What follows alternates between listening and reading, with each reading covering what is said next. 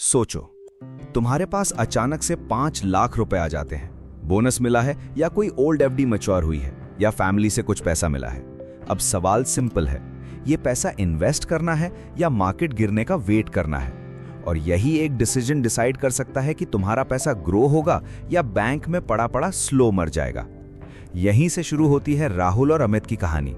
राहुल और अमित दोनों एक ही कंपनी में काम करते थे। दोनों की सैलरी ऑलमोस्ट सेम थी। दोनों मिडिल क्लास फैमिली से थे। दोनों का गोल भी सेम था। एक दिन फाइनेंशियल फ्रीडम मिलनी चाहिए, एक दिन पैसा के लिए रोज स्ट्रेस नहीं लेना चाहिए। लेकिन दोनों का डिसीजन बिल्कुल अलग था। कंपनी ने दोनों को 5 लाख का बोनस दिया। राहुल घर आया, चाय बनाई, लैपटॉप खोला और अपना इन्वेस्टमेंट अकाउंट चेक किया। मार्केट ऊपर था। न्यूज चैनल्स बोल रहे थे मार्केट ऑल टाइम हाई पर है, करेक्शन आ सकता है, अभी इन्वेस्ट करना रिस्की हो सकता है। राहुल को भी डर लगा, लेकिन उसने एक सिंपल बात सोची, मेरा गोल 10-15 साल का है, मुझे कल का मार्केट प्रेडिक्ट नहीं करना, मुझे लॉन्ग टर्म वेल्थ बनानी है। राहुल ने इमरजेंसी फंड अलग रखा था, शॉर्ट टर्म पैसा अलग था। जो पैसा लॉन्ग टर्म के लिए था उसने म्यूचुअल फंड में इन्वेस्ट कर दिया। दूसरी तरफ अमित भी घर आया। उसने भी फोन निकाला, मार्केट चार्ट देखा, फिर यूट्यूब खोला। हर जगह वीडियोस दिख रहे थे, big crash coming, market overvalued है, अभी पैसा लगाया तो फंस जाओगे। अमित ने फोन साइड में रखा और बोला, नहीं यार, मैं स्मार्ट इन्वेस्टर हूं, मैं क्रैश का वेट करूंगा, मार्केट गिरेगा तब एंट्री लूंगा। सुनने में अमित का डिसीजन सेफ लग रहा था। राहुल ने रिस्क लिया, अमित ने कॉशन दिखाया। लेकिन इन्वेस्टिंग में एक डेंजरस चीज होती है, कभी कभी जो डिसीजन सेफ दिखता है वही सबसे महंगा पड़ता है। अमित ने 5 लाख सेविंग्स अकाउंट में रख दिए। उसने सोचा मार्केट 10-15% गिरेगा तब मैं इन्वेस्ट करूंगा। 1 महीना गया, मार्केट थोड़ा और ऊपर चला गया। अमित बोला अब तो पक्का करेक्शन आएगा। 2 महीने गए, मार्केट फिर ऊपर। 3 महीने गए, मार्केट ने नया हाई बना दिया। अब अमित इरिटेट हो गया। उसने राहुल से कहा, तू लकी है यार, तूने राइट टाइम पे इन्वेस्ट कर दिया। राहुल हंसा और बोला, मैं राइट टाइम पे इन्वेस्ट नहीं किया, मैं बस इन्वेस्ट किया। ये लाइन सिंपल थी, लेकिन अमित को समझ नहीं आई। अमित को लग रहा था इन्वेस्टिंग का गेम परफेक्ट एंट्री का है, लेकिन राहुल को पता था इन्वेस्टिंग का गेम है टाइम इन द मार्केट का। और यही दोनों के बीच का बिगेस्ट डिफरेंस था। 6 महीने बाद अमित का पैसा अभी भी बैंक में पड़ा था। उसको थोड़ा इंटरेस्ट मिल रहा था, लेकिन इन्फ्लेशन उससे ज्यादा क्वाइटली खा रहा था। अमित को लग रहा था उसका पैसा सेफ है, लेकिन सच में उसका पैसा ग्रो नहीं हो रहा था। और जब पैसा ग्रो नहीं होता तो वो स्लोली वैल्यू लूज करता है। 1 साल कंप्लीट हुआ। राहुल ने अपना पोर्टफोलियो चेक किया। उसका 5 लाख का इन्वेस्टमेंट लगभग 5,70,000 के आसपास पहुंच गया था। मार्केट ऊपर गया था। अमित ने भी अपना बैंक अकाउंट चेक किया। उसके 5 लाख सेफ थे। थोड़ा इंटरेस्ट मिला था, लेकिन उसका फेस डाउन हो गया। उसने कैलकुलेट किया, अगर मैं भी राहुल की तरह इन्वेस्ट कर देता तो मेरा पैसा भी ग्रो हो गया होता। अब अमित इन्वेस्ट करना चाहता था, लेकिन अब मार्केट और हाई था।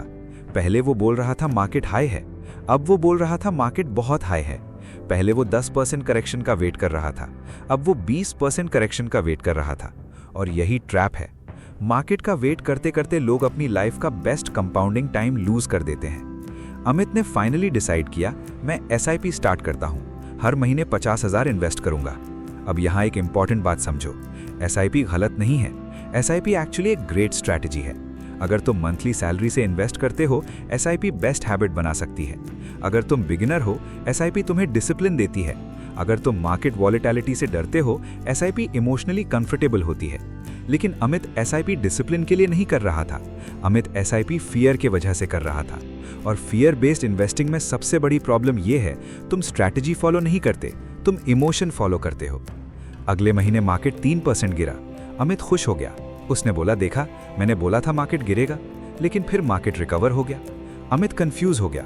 फिर एक दिन मार्केट 5% गिरा। अमित ने SIP पॉज कर दी। उसने सोचा अभी और गिरेगा, मैं लोअर लेवल पे इन्वेस्ट करूंगा। और वहीं अमित की असली मिस्टेक थी। जब मार्केट हाई था वो क्रैश का वेट कर रहा था, जब मार्केट गिरा वो और क्रैश का वेट कर रहा था, जब मार्केट रिकवर हुआ वो रिग्रेट कर रहा था। मतलब हर सिचुएशन में अमित इन्वेस्ट नहीं कर रहा था, बस वेट कर रहा था। और वेट करते करते उसका कॉन्फिडेंस गया, अपॉर्चुनिटी गई और कंपाउंडिंग का टाइम भी गया। राहुल परफेक्ट इन्वेस्टर नहीं था, उसको भी मार्केट गिरने का डर लगता था, लेकिन उसने एक चीज क्लियर रखी थी, इमरजेंसी फंड अलग, शॉर्ट टर्म नीड्स अलग, लॉन्ग टर्म मनी अलग। और जो लॉन्ग टर्म पैसा था उसको मार्केट में काम करने दिया। राहुल डेली मार्केट चेक नहीं करता था, हर न्यूज़ हेडलाइन पे पैनिक नहीं करता था। उसका फोकस था प्लान पर।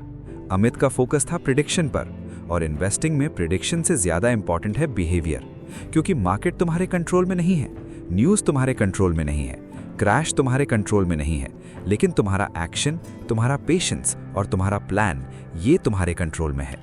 एक दिन अमित ने राहुल से पूछा, सच बता, तुझे मार्केट क्रैश से डर नहीं लगता? राहुल ने बोला, लगता है, लेकिन मैं मार्केट गिरने से कम डरता हूँ।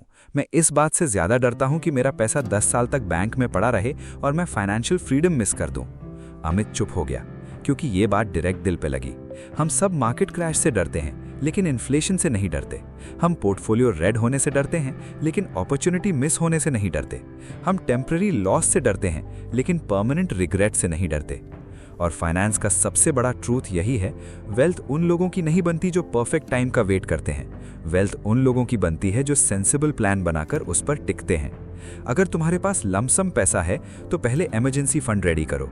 अगले 1-2 साल का पैसा मार्केट में मत डालो। Loan, insurance, short term needs clear रखो। लेकिन अगर पैसा लॉन्ग टर्म के लिए है तो सिर्फ डर के वजह से उसको आइडल मत रखो। चाहो तो एक पार्ट लमसम इन्वेस्ट करो, बाकी 3-6 मंथ्स में स्प्रेड कर दो, या SIP रूट लो। लेकिन एक रूल याद रखना, स्ट्रैटेजी कंफर्ट के लिए होनी चाहिए, फियर के लिए नहीं। अगर तुम SIP कर रहे हो बिकॉज तुम डिसिप्लिन्ड हो, ग्रेट। लेकिन अगर तुम SIP कर रहे हो बिकॉज तुम हर वक्त क्रैश का वेट कर रहे हो, तो तुम इन्वेस्ट नहीं कर रहे, तुम डीले कर रहे हो। और डीले का कॉस्ट बैंक स्टेटमेंट में नहीं दिखता, वो 10 साल बाद दिखता है, जब तुम कैलकुलेट करते हो, काश मैंने तब इन्वेस्ट कर दिया होता। अमित की मिस्टेक SIP चूज करना नहीं थी, अमित की मिस्टेक थी फियर के बेस पर डिसीजन लेना। राहुल का एडवांटेज मार्केट प्रेडिक्ट करना नहीं था, राहुल का एडवांटेज था प्रिडिक्शन की जरूरत ही हटा देना। और यही स्मार्ट इन्वेस्टिंग है, मार्केट को प्रेडिक्ट करना नहीं, अपने फियर को कंट्रोल करना। तो अगली बार जब तुम्हारे पास पैसा आए और तुम सोचो अभी इन्वेस्ट करूं या मार्केट गिरने का वेट करूं, तब एक क्वेश्चन पूछना, क्या मैं सच में स्मार्ट डिसीजन ले रहा हूं या सिर्फ डर की वजह से रुक रहा हूं? क्योंकि कभी कभी मार्केट क्रैश तुम्हारा पैसा डिस्ट्रॉय नहीं करता, तुम्हारा डर करता है।